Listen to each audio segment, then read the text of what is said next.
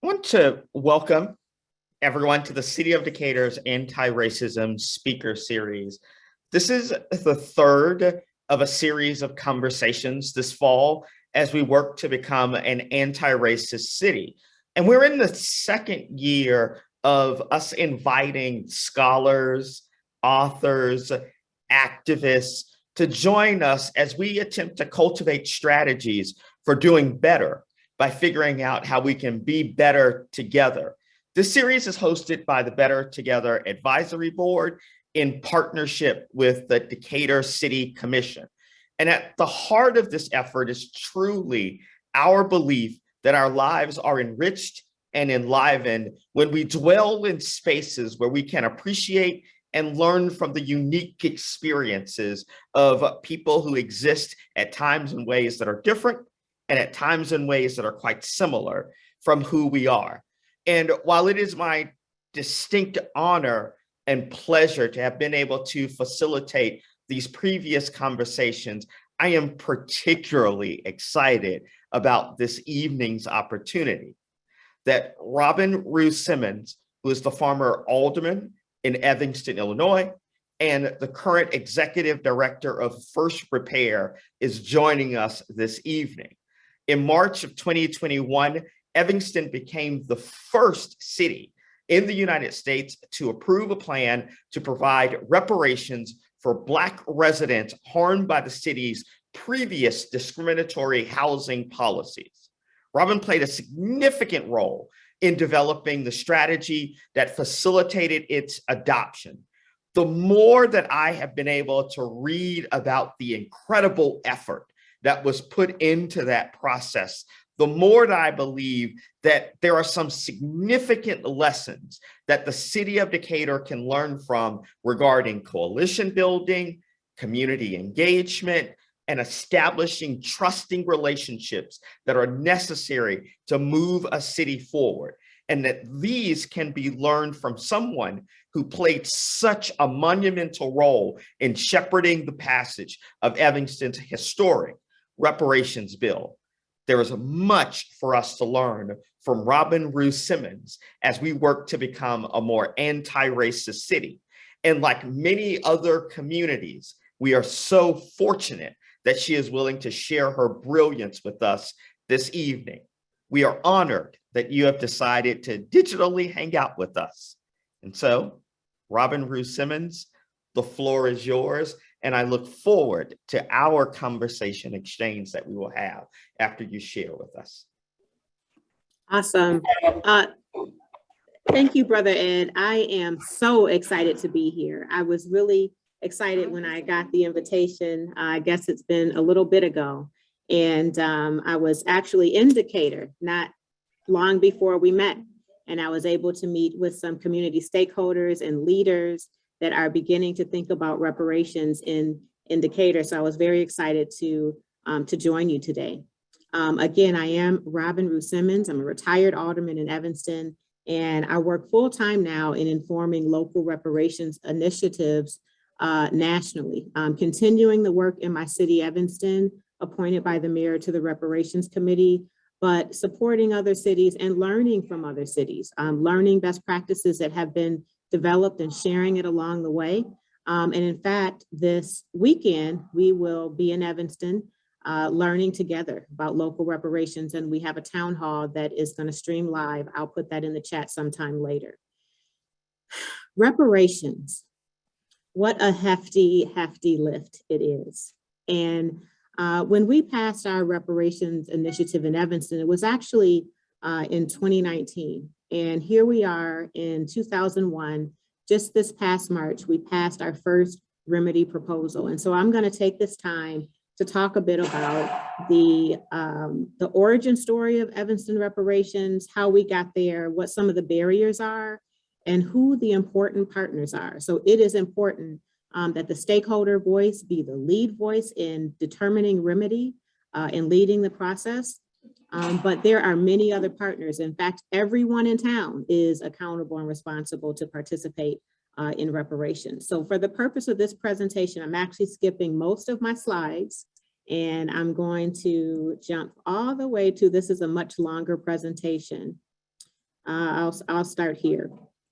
Actually, I'll start here. So the origin story for Evanston Reparations is much like Decatur. Historically, we are diverse. Evanston is a bit different. We were founded in 1863, the year of the Emancipation Proclamation. We're known for being diverse and inclusive and progressive. That's what we're known here for in Evanston. But with all of that, we still remain today racially segregated, physically separated by race. In addition, by wealth, homeownership rates, education, life expectancy, wellness, opportunity, and so on. And so it was in February of 2019, I was looking at this data right here. I was looking at how much we congratulate ourselves on the great equity and inclusion work that we do, and even win awards, but we still had a $46,000 household income divide between our Black and our white population. We still had a 13-year life expectancy gap between our Black and our white population, an achievement gap that is embarrassing. We have environmental injustices in our neighborhood, and we're still racially segregated.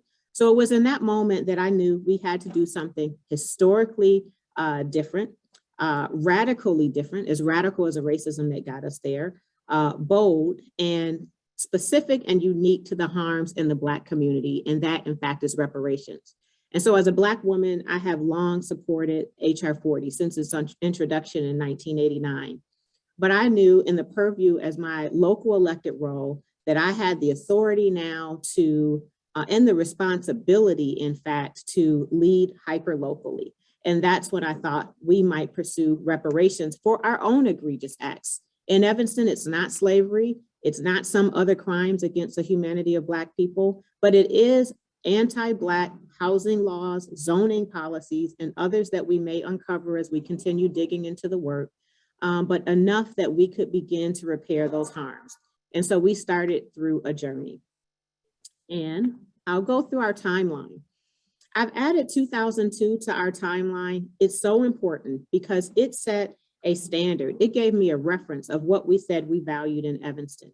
And in 2002, Judge Lionel Jean-Baptiste, who was then the second ward alderman, he introduced and led the passing of our first reparations ordinance, 43-R02, and it was a slavery reparations. It proclaimed support of HR 40, and it gave some other recommendations to the school system to include Black history and so on.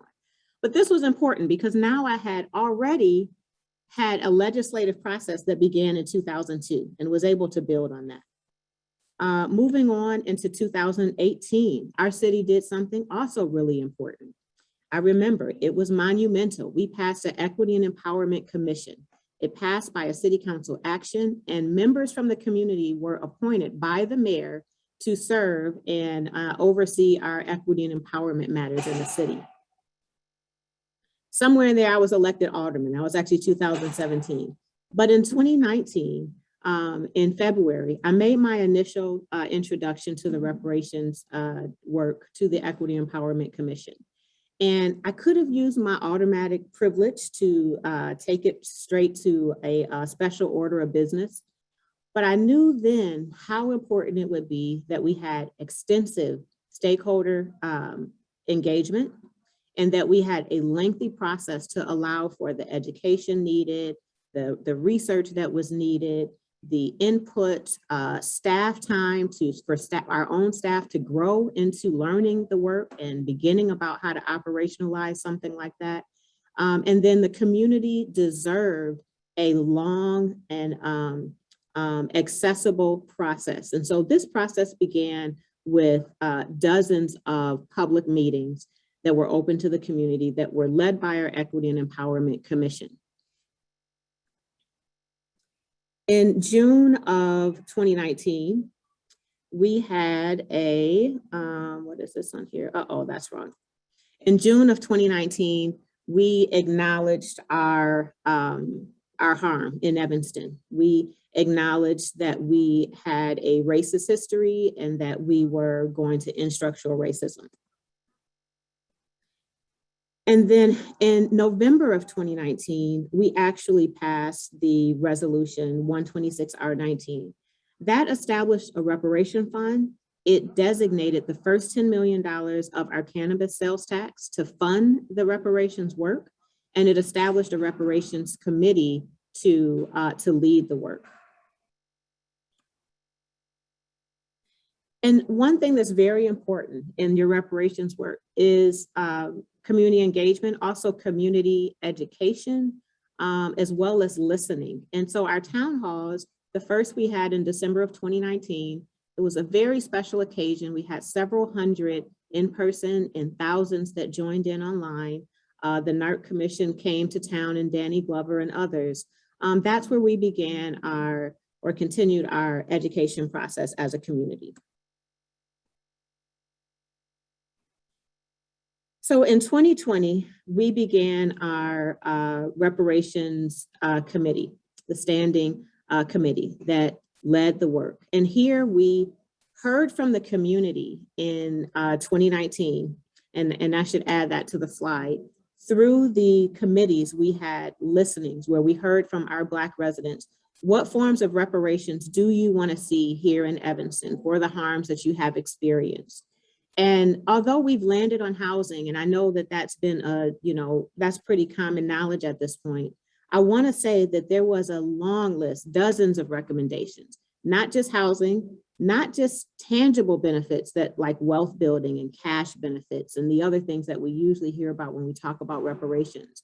But we heard our residents say they want access to healthcare, specifically focused on trauma, or they want free tuition at Northwestern, or a Black History Center. They want more acknowledgements of our historical landmarks in town, access to grants for home buying and businesses. Some folks want to repatriate. Some folks want to have access to their identity, have things like the DNA testing to understand where they're at. So I'm saying all that to say that there were many recommendations, but we moved forward with the consensus of our community feedback, and it was housing. In June, we passed our African American heritage sites. And so that is out of the 5 components of reparations.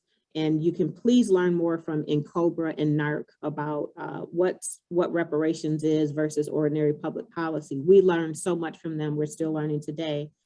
So the African American heritage sites are considered satisfaction. It is restoring the dignity of a people, acknowledgements, monuments. And this is what we did. Understand that you had an important satisfaction type of reparations happen in your city. Maybe a monument was taken down or something. I thought I read that somewhere. But either way, that's what we did in June. And then in August of 2020, very important, we went through a process to be accountable to NARC. NARC has developed a 10-point plan for reparations, and it does a 10 points to make sure you have done more than ordinary public policy, that you have had reparative justice. And we were excited to get that, that certification. So this is an important part. We formalize our stakeholder community. In February of 2021, we established the Reparations Stakeholder Authority of Evanston and its fund. This is important because earlier in 2019, we had a public process that was very much structured like our ordinary public meetings and followed that sort of protocol. But this is a Black-led organization that it eventually will be an independent body, but right now it is housed at the Evanston Community Foundation. And the Evanston Community Foundation seeded this reparation authority and seeded the fund. So it was very important that they partnered with the Black community in this way. They provided its first contribution and money to operate. And so what we know as Black folks is we generally are operating undercapitalized, you know, as a volunteer without all the resources that we need and making do. And so I really applaud the Evanston Community Foundation for believing in the work and seeding the organization's operations. So it was actually in March of 2021 that we hear about the Evanston establishing reparations, and that was actually our first remedy proposal. It's important to note that this was informed by Black residents in Evanston, and it was developed with a very thoughtful approach from our legal team led by Corporation Counsel Nick Cummings here at the City of Evanston and his partners, including significant roles from the African American Redress Network, which is a collaboration between Howard and Columbia Law Schools, and other pro bono legal partners that have helped us craft a reparation program that is in line with what the Black community wanted to see, in line with our specific harm in Evanston, and able to be a viable legislative tool for reparations. And so I just want to pause there and say that, you know, there's been a lot of talk about what we're doing in Evanston and what other cities might doing, and judgment and opinions about what's right and what's wrong. But this is specific to Evanston. And when you do your work, it'll be specific to Decatur. The work is very local. It is intimate. No expert can come and tell Decatur on what Decatur should be doing. Decatur's Black residents should be determining the direction of that. And so that's how we came to our restorative housing program. I just want to state that because there's been a lot of questions about why we chose housing. It's also appropriate that we chose housing because we had laws in Evanston that actually restricted and limited the Black community to live in one segregated part of our city. And later that part of the city was stripped of important community amenities. We're dealing with still today environmental injustices, air quality issues, less land value, you know, no school, no access to healthy food, even today. And so these are some of the reasons why I was leading in the urgency of now and saying our Black community is declining. In 2010, we were 23% of the population, and today we're only 16% of the population. Black folks own $46,000 less than our white friends and neighbors in town. We are not doing enough. Equity is not enough. And the truest form of reconciliation is reparations. And so let's do something tangible. And so now we've really accelerated into our process. We started the application process. It's just closed. We had 620 applications that were compliant in our first round. And I do want to note that our eligibility is for residents that were here during the period of harm, which we are acknowledging. It is a period between 1919 and 1969 that these anti-Black housing and zoning laws were on our books. So if you lived here then and you were Black, or you were a direct descendant. So I qualify because my family has been here 6 generations. My Black family's been here, my whole family is Black. I don't know why I said that, but we've been here 6 generations. And so I'm going to move on from there. There's a little bit about eligibility. I wanted to get to partners. So, and I'm kind of breezing through this because normally this is like an hour and a half presentation. So a little bit about the partners that it's taken for us to get to where we are in Evanston. And I wish that there was more interest in how many partners and moving parts and institutions and so on, because it looks like I just had an idea and then we had a policy and here we are. No, we had a long history, first of all, of a commitment to racial equity, diversity, and inclusion. We had many ceremonial actions that stated our values. They didn't give us the return, but it stated our values. We had a city council and staff that had the appetite, the heart, the will to pursue something like this. So I'm just going to go through some of the partners as you think about what you're doing, you know, and not holding too much responsibility to one institution or one individual. First of all, the stakeholders in Evanston, the Black community led with their voice. And we had the Black community generally, we have the Reparation Stakeholder Authority of Evanston now. And this group, as they begin to develop and build capacity. We look to have this group more as a body that comes with a consensus or information to share with the city-appointed reparation committee. Very important. When I made this recommendation in 2019, my first request, in fact, my only staff request was legal, be staffed on this committee. Because I knew, first of all, we would have racist folks inside of our city and outside that would not be ready for this and would challenge it. And we received those challenges that what we're doing is reverse racism. And so we have a brilliant and bold, fearless law department that's working on this. Again, our partners at the African American Redress Network. And I'd be happy to make these introductions as you move forward in your work. Additionally, we had a lot of government officials. I was 1 vote of 9 on the Evanston City Council. I served the 5th ward in all of Evanston, but I was 1 vote of 9. We had the city manager's office. In our case, Kimberly Richardson is our deputy city manager. She is our staff lead on reparations in Evanston. And she and her team, specifically Tashik Kerr, one of our city analysts, worked very hard to operationalize what we're doing in Evanston.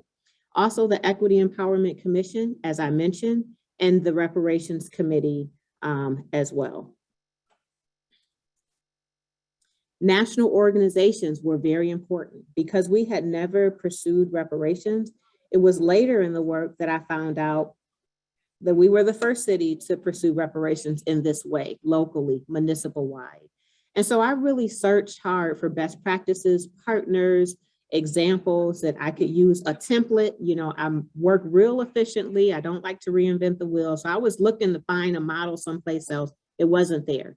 But I met Narcan and Cobra in about November of 2019, just as we were going to make our final introduction.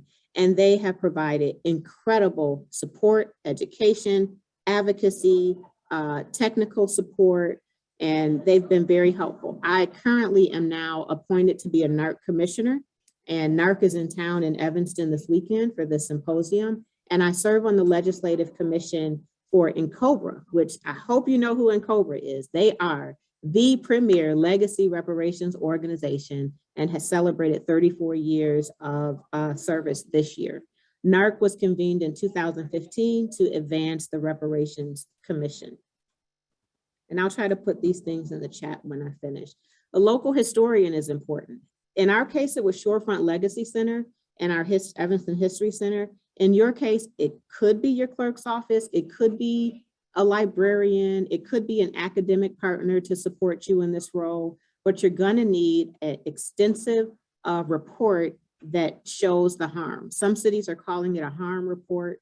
Others are calling it a report. In our city, it is available on the City of Evanston's website.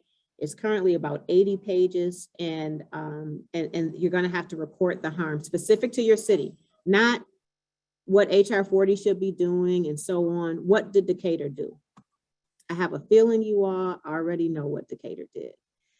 And then financial institutions, and this is because we're looking at housing. We are also looking for the financial institutions to be accountable and provide reparative products, mortgage products, and financial tools to support and add value to what we're doing in Evanston. Allies have been so important, and we had a couple kind of odd things happen. Once, when we began this work, we had a movement of white folks saying, this is not our place in honor of your, movement and your efforts. We're going to exclude ourselves from the process and not come to meetings and hold space for you. And that was kind of weird because it absolutely is your place. Like, you certainly should be here. And that was very short-lived. And we've had an incredible ally support group from our non-Black community. The interfaith community has been just outstanding in challenging their congregations on learning about anti-Black racism and implicit bias and white fragility and their role in sustaining our disparate conditions in the Black community. Learning what reparations is, learning the history of reparations, and ultimately giving. And so that has happened. formally. Our interfaith community has begun to contribute to the Reparation Stakeholder Authority Fund with financial contributions, both independently and in an organized way. And then other non-Black community members, and then a funding source. Can't do reparations without a way to sustain it and fund it. In our case, we have the cannabis sales tax. In addition to that, you need researchers. In our case, it's back to African American Redress Network, Columbia and Howard universities, led by Justin Hansford at Howard and Linda Mann at Columbia, have convened a group of researchers, student researchers, to provide us with impact studies, other reports that we've needed to advance our work. And then philanthropy. The RSAE fund is accepting funds. The Reparation Stakeholder Authority is directing those funds. These are private contributions. The City of Evanston Reparations Fund is not only using $10 million of cannabis sales tax, but it also is accepting private funds that are tax deductible. The Evanston Community Foundation has been important in seeding and providing resources so that the Reparation Stakeholder Authority can operate. They're also acting as a fiscal agent currently without any fees, which that normally go along with the fiscal agent relationship. And then the Lewis Sebring Family Foundation is actually who is funding the work at FirstRepair. And that family foundation has allowed me and the team at FirstRepair to continue informing local reparations, not only in Evanston, but now nationally. And so that's who's working in Evanston, but who are the philanthropic partners in your city? That's what you'll need to think about. And then lastly, local reparation organizations, and that's going to be FirstRepair. And so with that, I abbreviated this presentation. I just want to encourage you that I'm so excited that you're beginning this discussion. I know for a fact you have strong stakeholders in your city that are ready for this work because I met them. We had a great time. And I want to be available really to answer any questions. Not that I am an expert, but I sure have some experience now. I've picked up some best practices along the way, and I would be happy to be available and transparent for any questions that you have. Thank you for having me. So this is amazing, just the work that you've done, and I know that a lot of the conversations that you've had have really focused on the endpoint, and it's very much worthy of conversation. That to be the first to produce this sort of change and to be emblematic of the type of response that those who have dealt with injustice see as being actually reparative, really deserves all of the accolades that you have received and many, many more. But I am also, much like you have spoken to, I'm interested in partnerships, processes, and principles that are there. And in some ways, I want to start with that principle part of the question. Why reparations as a framework for having this conversation? That we can talk about housing access, we can talk about affordability without it being tethered to a notion of reparations. Why is that an important framework for us to enter into any of these conversations about injustice? Well, it's important because we've been doing equity work a real long time, and we've been focused on affordable housing, and we've seen what affirmative action and other programs that were not specific to race have done. There has been some progress, but we have not addressed the harm of the past. And what we have done with our equity efforts and other good public policy, smart governing, is we sustained a racial divide. That's what we've done at best. And so based on the data that I see in my city, I can't speak for what's happening in yours, but what I know even on a national level is that the policy formats that we've had to date have been insufficient, period. Black folks are still, in fact, our wealth trajectory is in a decline. Our home ownership rate has dropped to what it was right after fair housing was passed, and lower to that, in fact. And we're seeing all of the racial injustices, including police terror and so on. And so we need to pivot to reparations quickly, because our Black communities really are in a state of emergency. And we've seen the impact of COVID, and all of these life incidents and disasters and pandemics and financial crises are only further harming the Black community, because we've not recovered from 402 years of oppression or resilience, depending on who's telling the story. And we need to recover with repair. I think very few people, if any, would push back on your notion that community engagement, particularly engagement with Black folks, has to be centered in the way in which this work moves forward. Those folks in a community, and as you put it, in a hyper-localized fashion.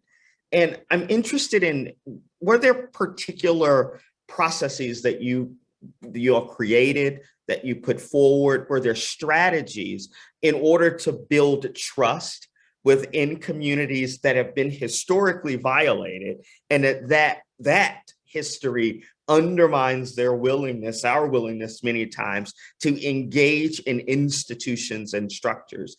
Were there things that you did that made it successful to get them involved and to maintain their participation? So in my case, I called the meetings. I used a regular community meeting format that my residents, my neighbors were familiar with me and comfortable with me. I'm a native of the Fifth Ward. I still live within a 1 block radius of where I was lived. They trust me, elected me, and I raised my family here. Now my grandson, my businesses are in town. And so that just speaks more to the point of a leader that represents the community. And so I think that it wasn't necessarily an outside expert. It was Black or otherwise. It wasn't an institution.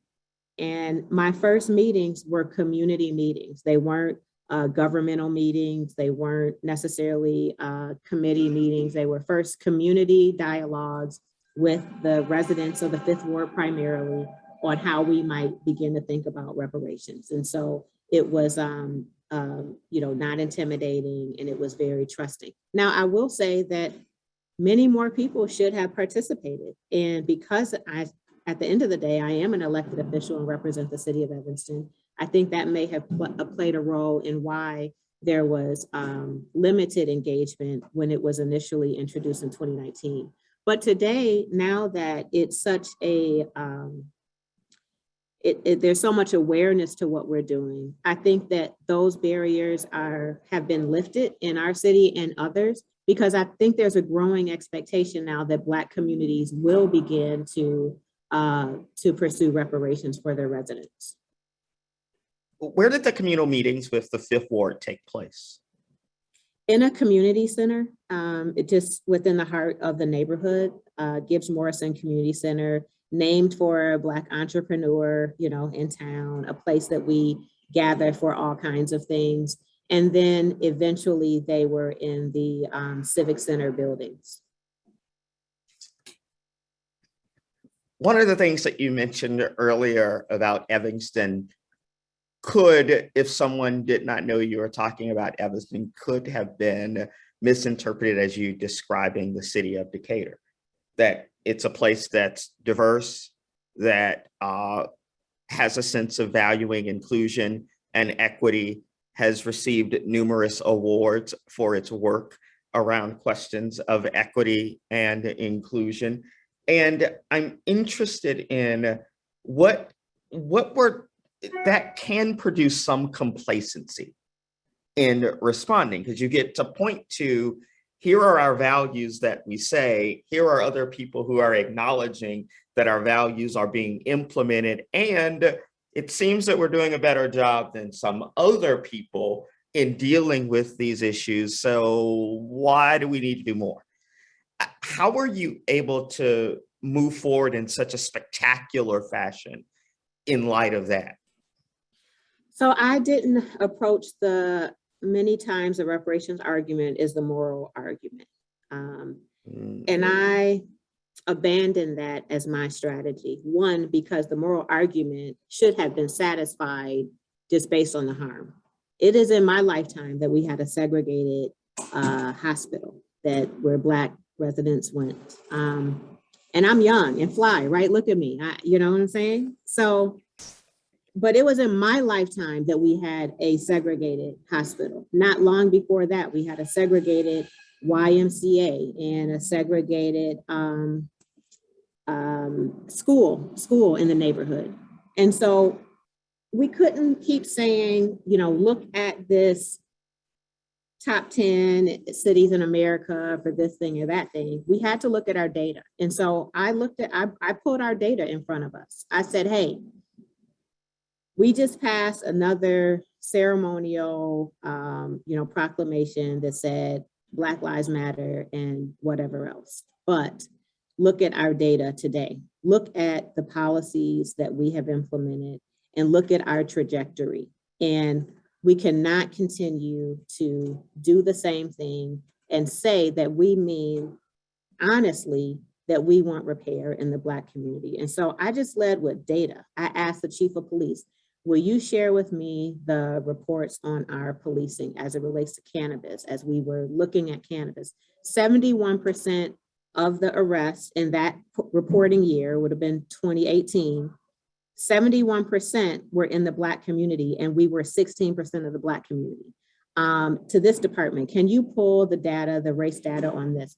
Every one of them had a drastic disparity. And so I put our data in front of us. I showed the trajectory where we were either in a decline or we had not made progress.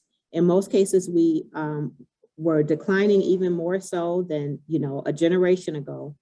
And the exodus of the Black community. And so we had, like I mentioned, 23%, we're down to 16%. And so I just gave a sort of a SMART goal. I'm an entrepreneur. So I said, the basics of entrepreneurship, is it specific, measurable, attainable, measurable?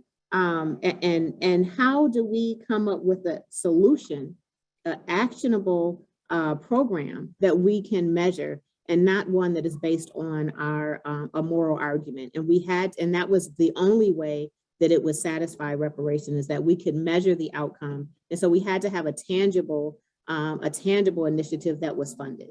So the argument is just really based on the data, the same data that we love to use for everything else but a solution. That is what I led with.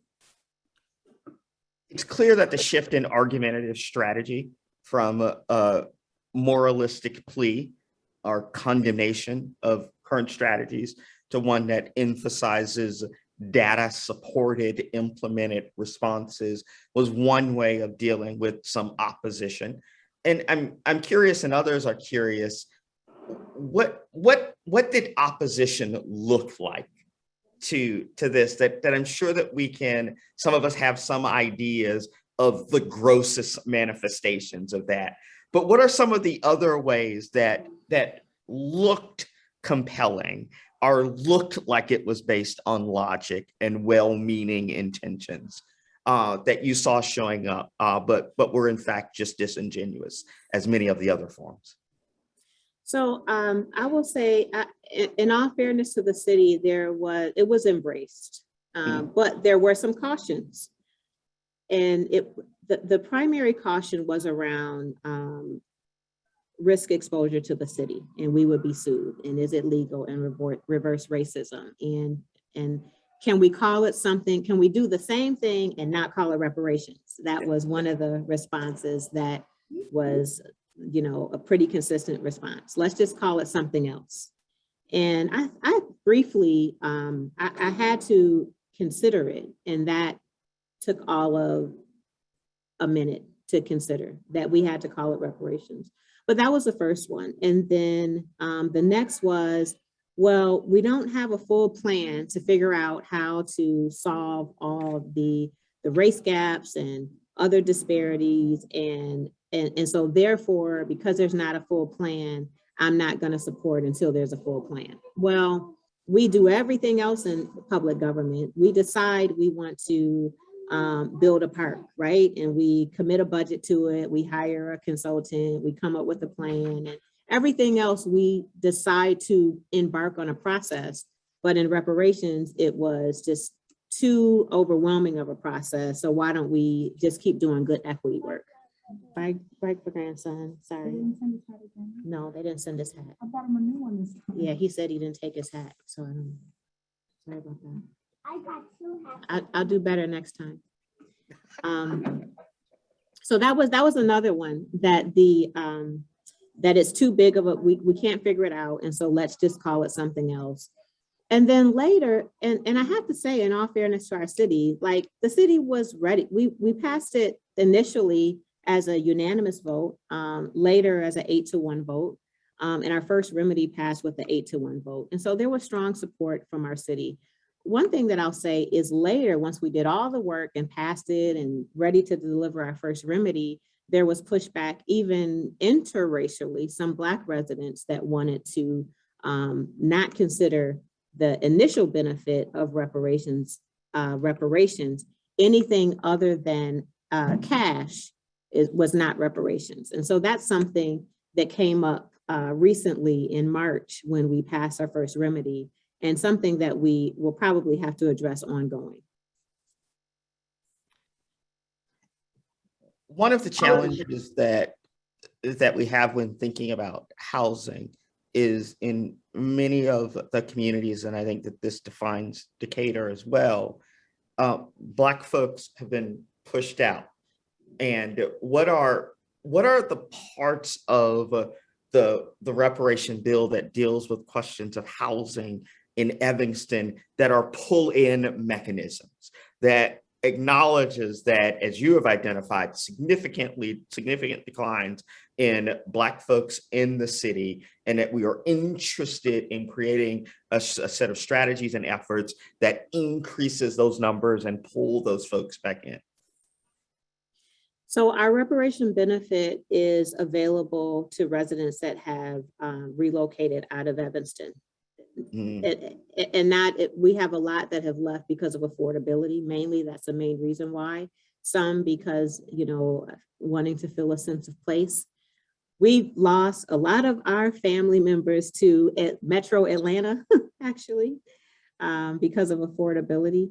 But I'll say that our program is one that calls back to those that have left, and the benefits are available to those, even if they have relocated out of the city.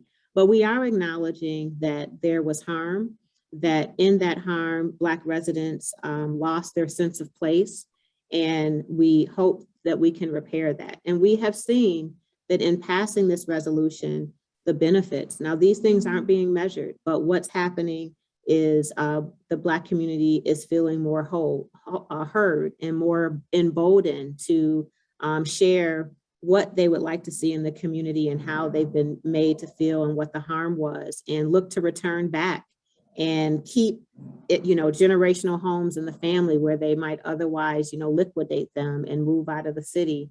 So we've seen repair happening in ways that's not being measured yet. And it's mostly around feeling a sense of place and feeling some hope that, we have a long way to go. This initial benefit is certainly not enough, but the path forward is more clear with making this commitment to reparations. You indicated that housing became the starting point because there was consensus that started to generate around that. And there are a couple of sort of two questions, but related to that. And you continue to do this work. You've moved into a space where you think about this in a more systemic and holistic way, even after the bill has been implemented, and even working within the city of Evanston, thinking about what to move forward next. With the beauty of hindsight and the power of hindsight, what are some of those other issues that you believe are just as salient, even though consensus was not generated around them initially, that we should consider them, that you think that they should be on the list of priorities that a city has or Evanston has, And what are those things that there's some catalysts of momentum around them now? I would say that we've not missed an opportunity because we're still doing the work, but I wish we early could have spent more time on intraracial healing and what we can do to develop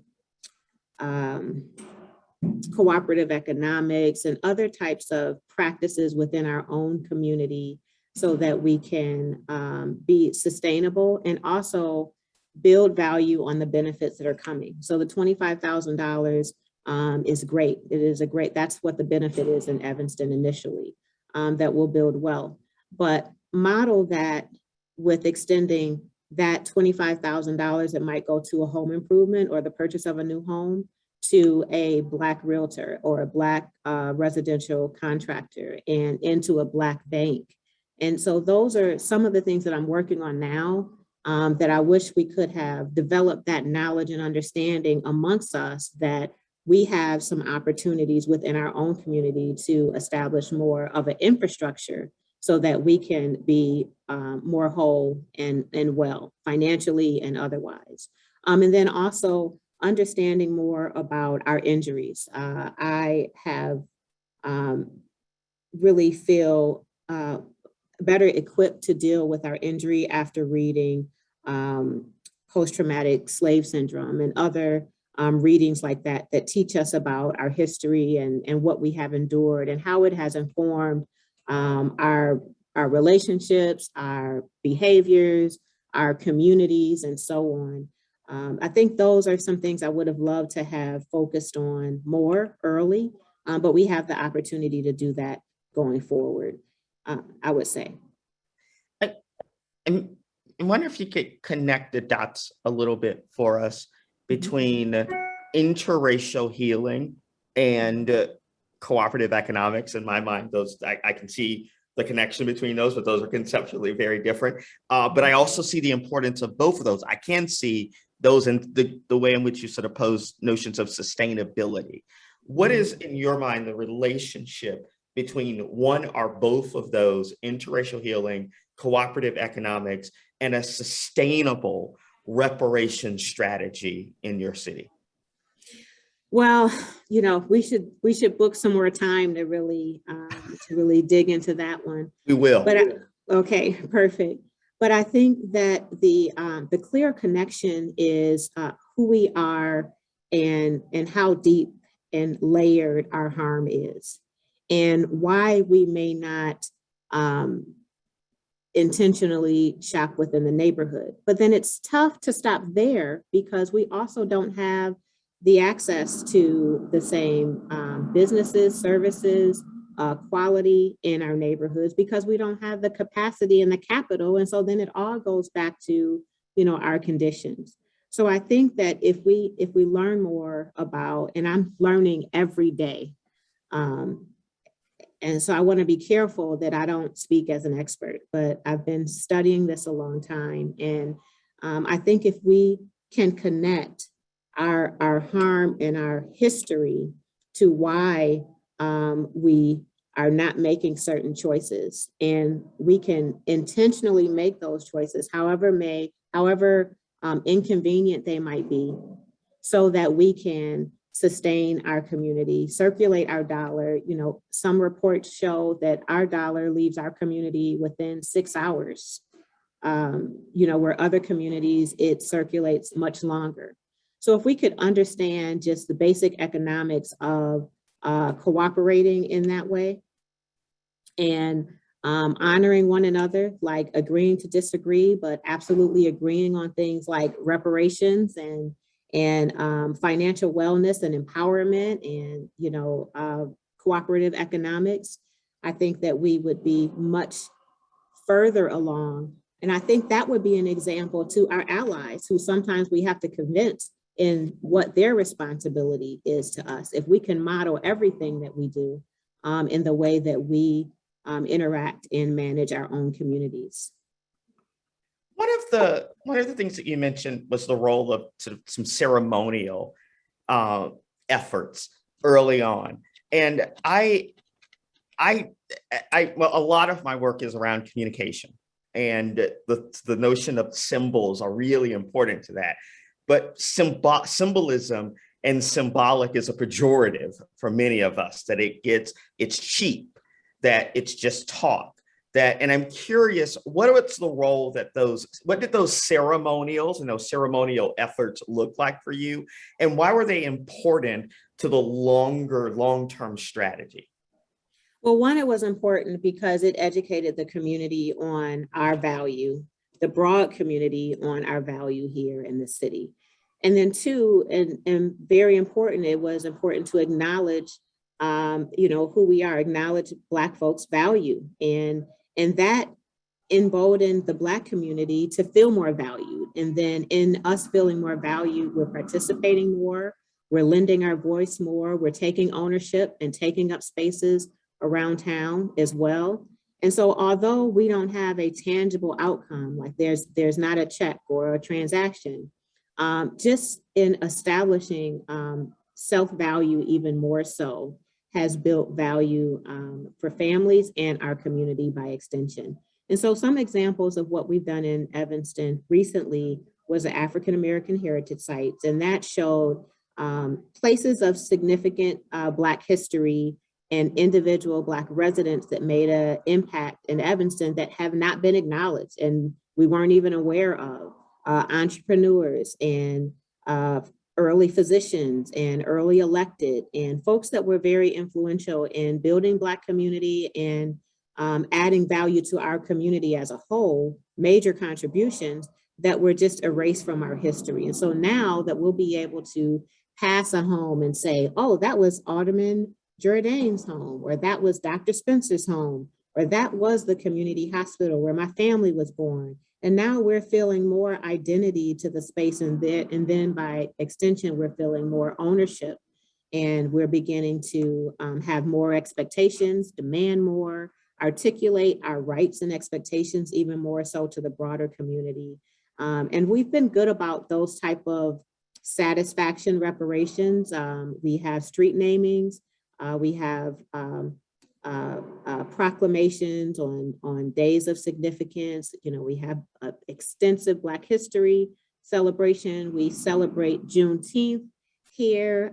We've had our second annual parade that's gone down a major corridor in the Black community. And so the Black community feels emboldened. We're coming out, we're wearing kente, and we're enjoying our music, and we're sharing our culture. And our allies are now interesting, and it's not so taboo anymore. And it's really done a lot to begin the healing process in our city and establish more of a sense of place for our Black residents. Yeah. More people are familiar with concepts like diversity, inclusion, equity, I think because we have far more organizational structures, whether those are in commerce or in governance, that are establishing positions that are tied around DEI, diversity, equity, and inclusion. What's the jumping off point from a notion of equity, or even that concept of DEI, to where you are in the work that you're doing with reparative justice or reparations? I think the jumping off point, I think the whole point is that we have these racial gaps. We have these unresolved harms. And no matter what new version of non-reparations we want to pursue in government and academic spaces, it's just not enough. It's just not enough. It does nothing to address the harm. It is great in fairness and equality and equity moving forward for kind of generally all marginalized communities. But what about the crimes against the humanity of Black people? What about those intentional harms that are responsible for our segregation, our declining health, our inability to access opportunity? What about those harms? What about enslavement, torture, and rape, and how that generational harm impacted us? What about Jim Crow and redlining and all those things have been outlawed. The consequences that we live in today are because of those actions. And so I think that those conversations, diversity, equity, and inclusion are important. Very important public policy, very important to institute and organizations, but it is not reparative justice. You mentioned that for some people, cash is the only thing that is reparations. And can you help us? And I've heard this as well, and I'm sure that some of the other members of our audience are sort of processing this in that way of thinking about what were some of the arguments for why that is the case, and why did Evanston come to the conclusion that there is and are policies that satisfies the need for reparations that do not feature or center cash payments? Sure. So some of the arguments have been other communities that received reparations received a cash benefit. You know, the Civil Liberties Act passed in 1988, Japanese American community received $20,000. You know, there are other community groups that received cash benefits. Therefore, the Black community should receive cash benefits. One, our Japanese allies, American allies, are amongst our strongest ally community in supporting us in reparations nationally and locally. They wrote 300 letters of support to Congress for the last hearing, and they do the same thing on a local level. They're still fighting for justice, for internment. And the other argument, so the point there is that reparations is a process, and we have to begin that process. The other argument was that it will not solve the race gap. I'm sorry, the wealth gap. That if we don't have cash benefits, it won't solve the wealth gap. And the response there is, you're right. You know, and what more can we do? We have allocated only the first 4% of our fund in Evanston with our first allocation of this housing benefit, and there's more to do. But we acknowledge at a local level, there is no single policy budget. There is no initiative we can pass in Evanston that can satisfy all the harms for Black residents in Evanston. And that's why in 2002, we supported HR 40 passing. So I think instead of having critique about what's happening with local initiatives and it being insufficient, is to acknowledge that these are local initiatives specific to the harm in that city, and that HR 40 is ultimately the goal that we all support. But then to say that it is not reparations, that in fact is just inaccurate. We acknowledge the international law standard of reparations. It's one that INCOBRA shares and many others that lead in reparations, and 5 components, including cessation and guarantee of non-repetition. It is reparations to pass reparative justice policies, restitution, forms of repayment. You might call what we're doing in Evanston restitution. You could call it compensation. It satisfies both. Compensation, cash benefits, and other types of tangible benefits. Satisfaction, that's what we talked about in terms of the monuments and markers and acknowledgements and apologies and so on. And rehabilitation. So actually all of those are reparative justice. They're all a form of reparations. And we can acknowledge that the city of Evanston, Decatur, no matter how hard we work and how great our commitment is, it's going to take the passing of HR 40 and the reparations to come out of that initiative. It's going to take our states, Illinois and Georgia. It's going to take the financial institutions and academic institutions all participating for us to receive reparation, full repair. So to say that, you know, I don't want, or we shouldn't have a direct housing benefit as reparations, or $20,000 is not enough, or monuments is not enough, and therefore it's not reparations, and to discard it, I think is short-sighted. I think the opportunity here is that there is momentum building. Reparations is happening. Right now it's insufficient, but the commitment is there. And we can build on that commitment by increasing the budgets, increasing awareness, educating our allies, empowering our Black residents and stakeholders to do the work, pushing government bodies and foundations and businesses so that they can do their part. And I think that's the more productive conversation to have, is restorative housing and what else? And that's the conversation that we're having in Evanston. We have our initial benefit. We have our Evanston Community Foundation that has established an additional fund. We have banks that have begun to develop products to add value to the funds that we have here. We have foundations that are beginning to educate their philanthropic partners on what more they should be doing to satisfy reparations. So I think there is so much work to be done, no shortage of opportunity for repair based on the conditions that we're dealing with. And the conversation should more often be, and what else? Yes to that, and what else? Am I correct in interpreting the harms report as a part of that data-centric response that you were speaking to earlier? It absolutely is.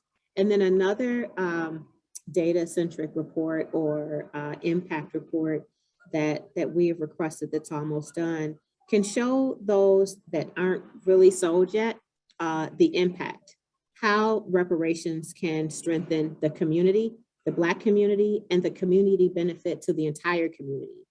So for some, it took me sharing the cost of segregation report. It was a report that was done by the Metropolitan Planning Council.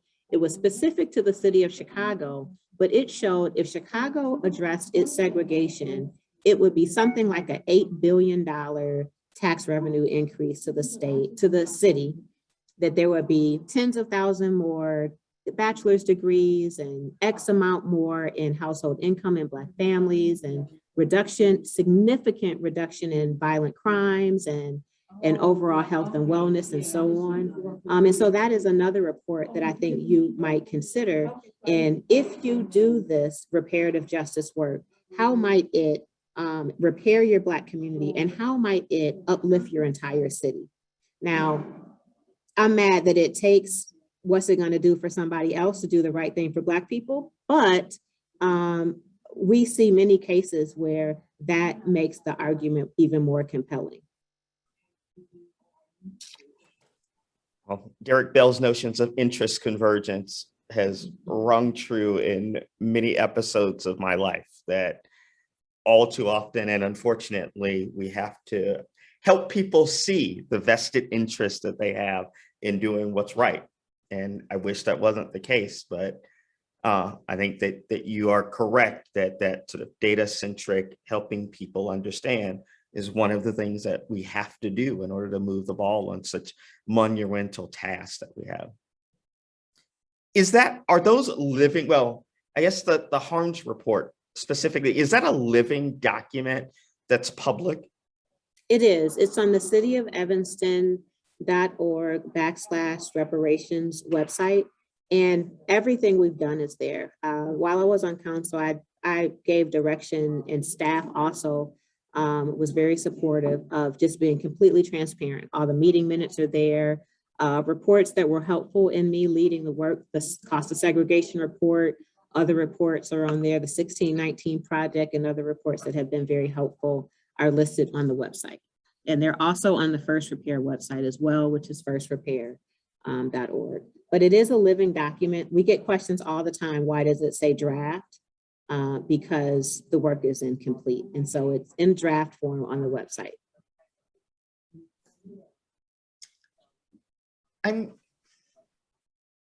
I want to take you back to the beginning of your involvement in this process as we start to wind down our conversation.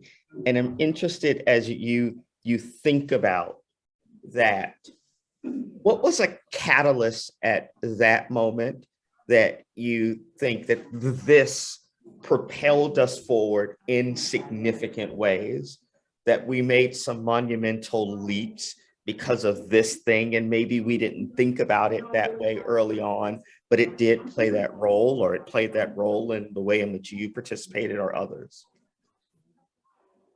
I would say it was the complete package, the body of work, showing our, and I learned, I thought I was going to hear, we've had several proclamations that were committing to this type of work. We actually had over 100 proclamations that committed to some form of centering around the Black community, Black Lives Matter, racial justice.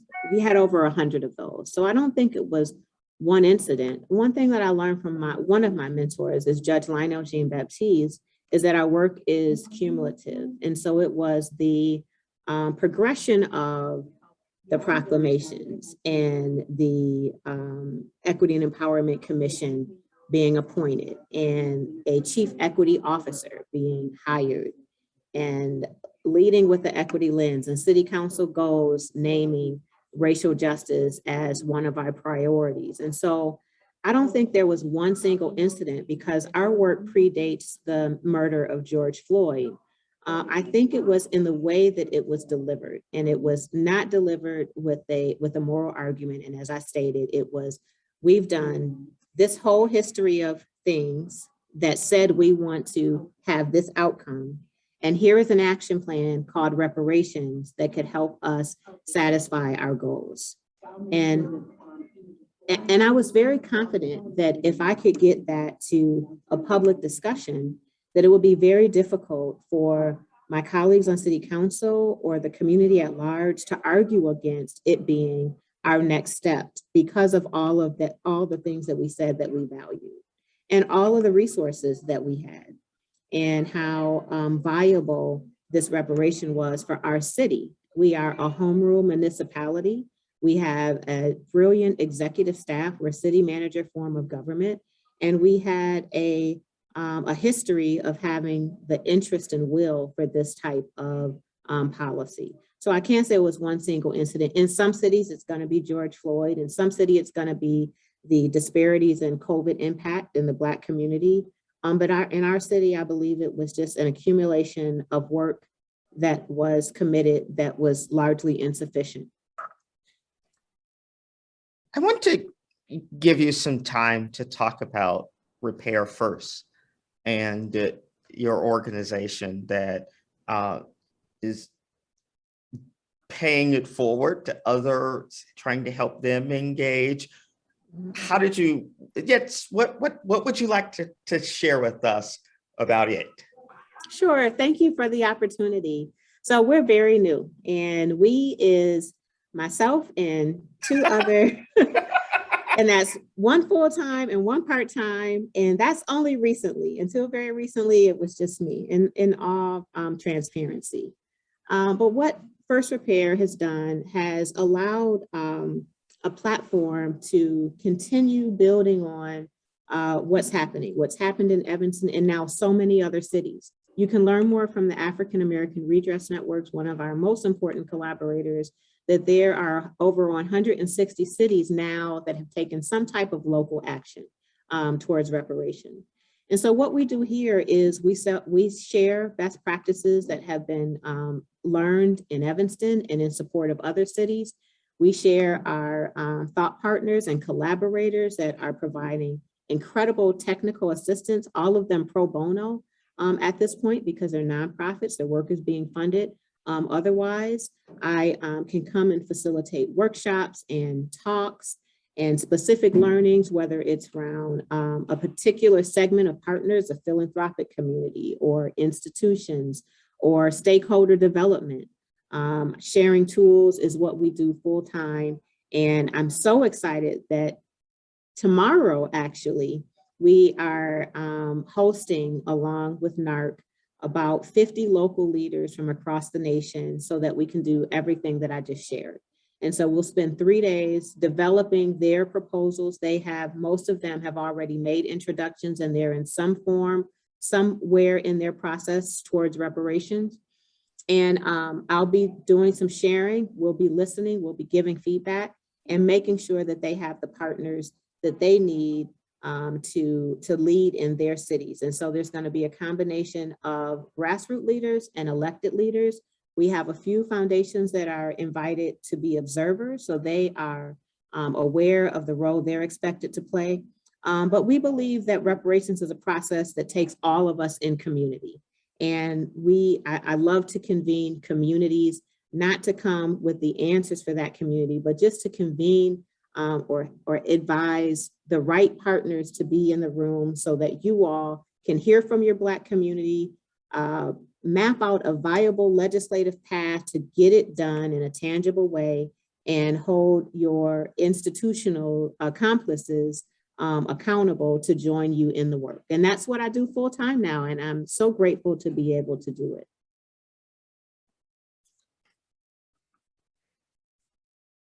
When we started this speaker series, the galvanizing force for us was to do what you have identified, that work that's hyper local.